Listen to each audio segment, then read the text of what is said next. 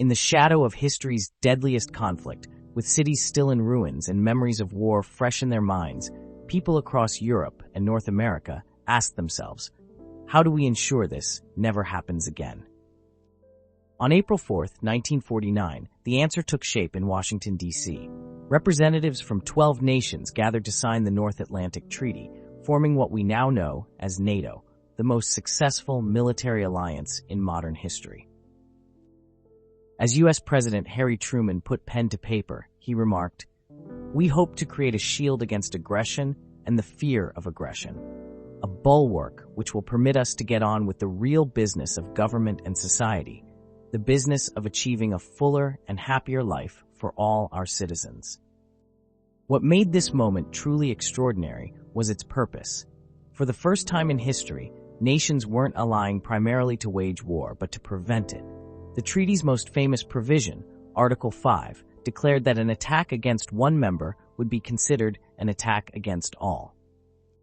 The original alliance united Belgium, Canada, Denmark, France, Iceland, Italy, Luxembourg, the Netherlands, Norway, Portugal, the United Kingdom, and the United States. Today, that number has grown to 32 democratic nations committed to collective security.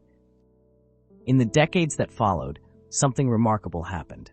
Western Europe, twice devastated by world wars in the first half of the 20th century, experienced its longest period of peace in modern history.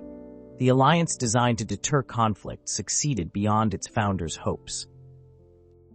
Lord Hastings Ismay, NATO's first Secretary General, said the alliance's purpose was to keep the Russians out, the Americans in, and the Germans down. What it actually accomplished was far more profound. It helped transform former enemies into allies and created space for democracy to flourish. Beyond its military purpose, NATO has delivered humanitarian aid after earthquakes, coordinated disaster response to flooding, and helped civilian populations in crisis. The alliance, built for security, has often been a lifeline for those in need. What began as 12 signatures on a piece of paper has evolved into a living commitment among nations that once fought each other to now defend each other. In a world of uncertainty, that April day in 1949 created a foundation for cooperation that continues to unite democratic nations. When we look at today's challenges, the legacy of NATO reminds us that former adversaries can become the closest of allies, and that security comes not from isolation, but from standing together. What other partnerships might we forge to face our common future?